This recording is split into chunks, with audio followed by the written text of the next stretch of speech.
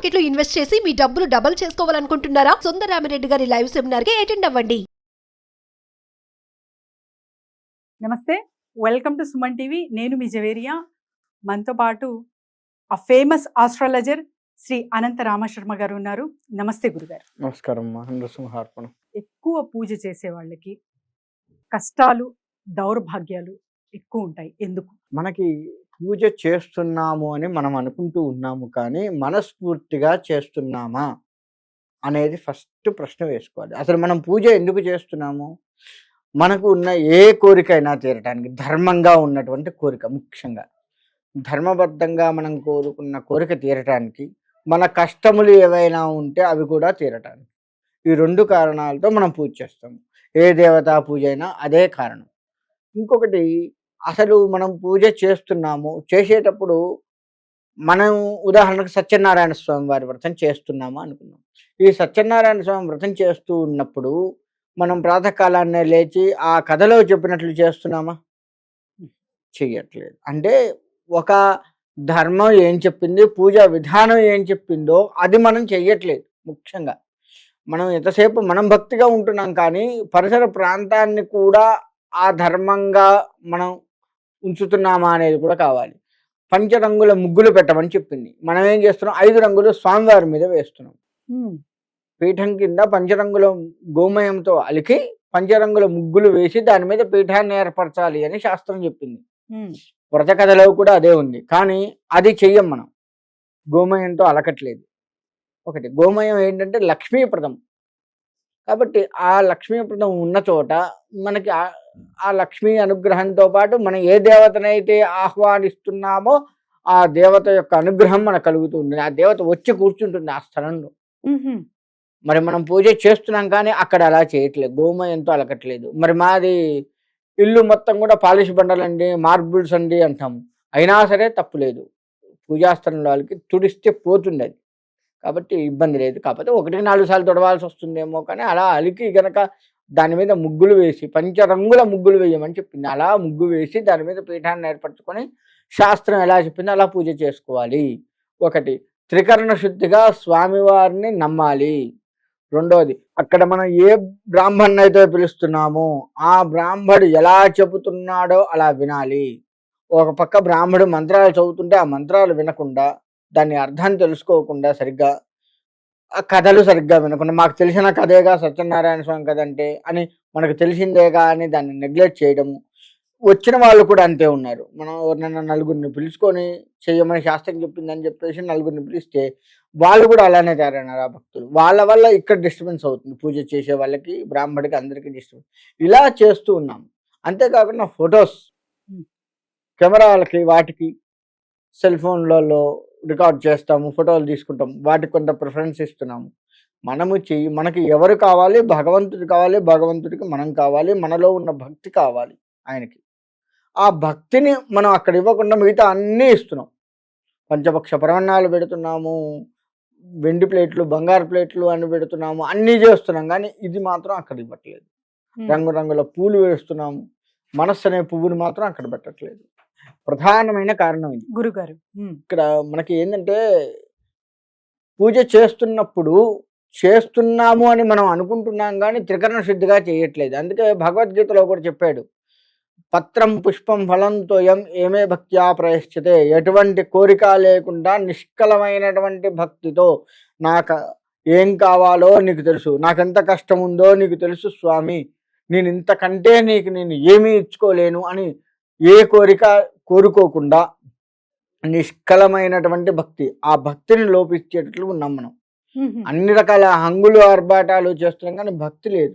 ఆ భక్తితో పత్రం పుష్పం ఫలంతోయం, ఆకు కానీ, పువ్వు కానీ, నీళ్లు కానీ ఏది సమర్పించినా స్వామి చాలా ప్రీతిగా తీసుకుంటారు.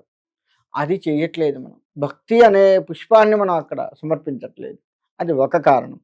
రెండవ కారణం ఏంటయ్యా అంటే, మన జాతక రీత్యా ఉన్నటువంటి దోషాలు.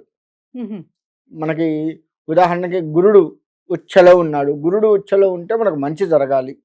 ఆ గురుడు ఉచ్చలో ఉన్నప్పుడు మన జాతక రీత్యా ఆ గురుడు ఎవరిని చూస్తున్నాడు? రాహుకేతువుల మధ్యలో ఉన్నాడా? పాప గ్రహం ఏదైనా చుట్టుముట్టి ఉందా? లేదు ఆ పాపగ్రహం చూస్తూ ఉందా, పాపగ్రహ స్థానంలో ఈయన ఉన్నారా, ఇటువంటివన్నీ కూడా జాతకంలో ఉంటాయి. దాన్ని బట్టి కూడా మన దరిద్రం ఎంత స్థాయిలో ఉంది, ఏం చేస్తే పోతుంది అనేది కూడా మనం తెలుసుకోవచ్చు. ఏం చేస్తే పోతుంది గురుగారు? ఏం చేస్తే పోతుంది అంటే ముందు జాతకం చూపించుకొని ఆ జాతకానికి సంబంధించి కుజదోషం ఉందనుకుందాం, కుజుడికి సంబంధించి జపాలు, తర్పణాలు, హోమాలు, దానాలు ఇటువంటివి చేసుకోవాలి. అవి చేసుకుంటూనే సుబ్రహ్మణ్యేశ్వర స్వామి ఆరాధన చేయాలి. అలా గనక చేస్తూ ఉన్నట్లయితే తప్పకుండా ఆ కుజదోషానికి ఉపశమనం కలుగుతుంది. కలిగి ఆ కుజుడు మనల్ని అనుగ్రహించి మనకి ఏ నష్టం చేస్తున్నాడో ఆ నష్టం చేయకుండా, ఒకవేళ చేసినా ఇది పెద్ద లెక్కగా అదిలే మనకి అనే తీరుగా చేస్తుంది. ఎందుకంటే ఆయన ధర్మాన్ని ఆయన కాపాడాలి కదా. అవును, గ్రహ ధర్మం గ్రహం చెయ్యాలి. కాకపోతే ఆయన ప్రీతిగా మనం ఆయన తృప్తి పెట్టాం కాబట్టి అనేక రకాల పూజలు చేసి ఆయనకు తృప్తి పడేటట్టుగా, గ్రహానికి తృప్తి పడేటట్లుగా మనం ఉన్నాం కాబట్టి కొంత ఆయన కూడా సంతోషించి చెయ్యవలసిన కీడు కూడా మనకి ఏమీ కాకుండా, ఉదాహరణకు మనకు వెళ్తూ ఉన్నాము, చిన్న రాయి గుద్దుకుంటుంది, ఆ రాయి పెద్ద ఏం కాదు. అదే కారు గుద్దుకుంటే ఏ బొక్కో ఇరుగుతుంది. అది 3 నెలలో 4 నెలలో రెస్ట్. అంటే అంత పెద్ద ప్రమాదం నుంచి ఇంత చిన్న రాయి గుద్దుకునేటట్లు చేస్తాడు. రాయి గుద్దుకుంటే ఏముంది, 2 రోజులు నొప్పులు వేస్తుంది, అయిపోతుంది. అది పెద్ద లెక్క కాదు మనకన్నా అనుకుంటాం. చాలా మంది చూడండి, మనం పోతూ ఉంటే చిటికనేలు, కాలు చిటికనేలుకే ఎక్కువగా దెబ్బలు తగులుతూ ఉంటాయి. అవును, స్టూల్ గుద్దుకోవటము, మంచం గుద్దుకోవటము ఇవి జరుగుతూ ఉంటాయి, గమనించండి. అంటే మరి చిటికనేలు కొంచెం లోపలికే ఉంటుంది, దానికి పక్కనున్న వేలు గుద్దుకోవచ్చు కదా, వచ్చి ఆ లోపలికి ఉన్న దాన్నే గుద్దుకుంటుంది.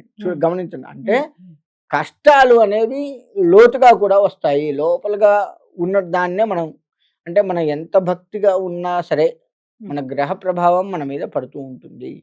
దానికి ఇటువంటి రెమెడీస్ కూడా చేసుకుంటూ ఉంటే, ఏ గ్రహం బాగాలేదో దానికి సంబంధించి రెమెడీస్ చేసుకుంటుంటే, ఇందాక మనం చెప్పుకున్నట్టు కారు గుద్దుకొని ఫ్రాక్చర్ అయ్యేది కాస్త కూడా ఏదో చిన్న దెబ్బ తగిలి కొంత రక్తం వచ్చి ఆగిపోతుంది, అది పెద్ద నష్టం కాదు. 2 రోజులు నొప్పి పుడుతుంది. కానీ అదే ఫ్రాక్చర్ అయితే 3 నెలలు 4 నెలలు లేదంటే 1 సంవత్సరం రెస్ట్ తీసుకోవాలి కదా. అలా ఇబ్బందులు లేకుండా గ్రహాలు మనల్ని ఆ స్థాయిని తగ్గిస్తాయి, తద్వారా మనం బాగుంటాం. కాబట్టి ఇటువంటి కష్టాలు ఏవైతే ఉన్నాయో, ఎవరెవరికి ఉన్నాయో ఆ విధంగా చూపించుకొని చేసుకున్నట్లయితే తప్పకుండా ఉపశమనం కలుగుతుంది. మన జాతకాలు చూసుకునేదే అందుకు.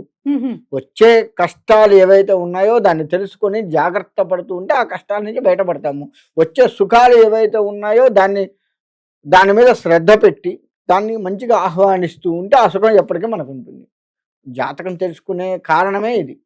అది లేకుండా జాతకాలు నమ్మను, అవి చేయను, ఇవి చేయను అంటే అది మూర్ఖత్వంగా ఉంటుంది. మరి చాలా మంది జాతకాలనే నమ్మరు మీరు చెప్పినట్టు. సో కానీ పెద్దవాళ్ళకేమో వీళ్ళకు చూయించాలి, సో మంచిగా జరగాలి వీళ్ళకని ఉంటుంది. జస్ట్ వాళ్ళ జాతకం చూస్తే చాలా పరిహారాలు ఎవరి జాతకం ప్రకారంగా ఉందో వాళ్ళు కూడా చెయ్యాలి. ఒకటి, నేను జాతకం నమ్మను అనుకుందాం. నేను నమ్మను అన్నప్పుడు మా నాన్నగారు నమ్ముతున్నారు, మా నాన్నగారు నా బదులు చేయిస్తూ ఉంటాడు, ఆ ఫలితం నాకైతే అంతుందిగా. ఉదాహరణకి అమెరికాలో ఎవరో ఉన్నారు, ఆ జాతకం ఇక్కడ చూసాము, ఆయన ఇక్కడికి రాలేరు, మనం అక్కడికి పోము, ఈ 2 అయినాయి. కానీ ఆయనకు మంచి జరగాలి. ఇక్కడ మనం పూజలు చేస్తాం కదా, ఆయన పేరు గోత్రనామాలు చెప్పి పూజ చేస్తూ ఉంటాం. ఆ తీర్థాన్ని తులసి మొక్కలో పోస్తాం. ఆయన తీర్థం తాగడు, ప్రసాదం తినడు, ఏది చేయడు, అసలు అటువంటి పూజల జోలికే పోడు. అటువంటప్పుడు ఈ తీర్థాన్ని తులసి కోటలో పోస్తే ఆ తులసి మాత ఆ అనుగ్రహాన్ని పంపిస్తూ ఉంటుంది. అందుకని ఆయన పేరు మీద చేశాం కదా. ఒక మంత్రాన్ని ఉచ్చరిస్తూ, ఎవరి కోసం అయితే మంత్రాన్ని ఉచ్చరిస్తూ ఉన్నామో ఆ వ్యవసు వాళ్ళు ఎక్కడున్నా కానీ వాళ్ళకి వెళ్ళి తగులుతాయి, అందులో ఎటువంటి సందేహం లేదు. గోత్రము పేరు చెప్పే కారణం కూడా అదే. దేవాలయాల్లో అయినా ఇదే కారణం. గోత్రనామాలు చెప్పి పూజ చేయించుకునేది ఎందుకయ్యా అంటే, ఆ భగవంతుడికి చెప్పినటువంటి ఆ గోత్రనామాలు ఎవరి పేరైతే చెప్పామో, ఎవరితో పేరు మీద అష్టోత్తరాలు అభిషేకాలు చేయించామో ఆ వ్యవస్థ ఆటోమేటిక్గా భగవంతుడు వాళ్ళకి పంపిస్తాడు, అంతే. మనం ఇక్కడ ఉత్తర వేషం అమెరికాలో వాడికి చేరాలి, ఇక్కడ వేషం ఎవరి పేరు మీద ఏ అడ్రస్కి వేసామో అదే వాడికి పోతుంది కదా, పక్కింటి వాడికి అయితే పోతుంది కదా. అలానే ఉంటుంది. ధన్యవాదాలు. మంచిది.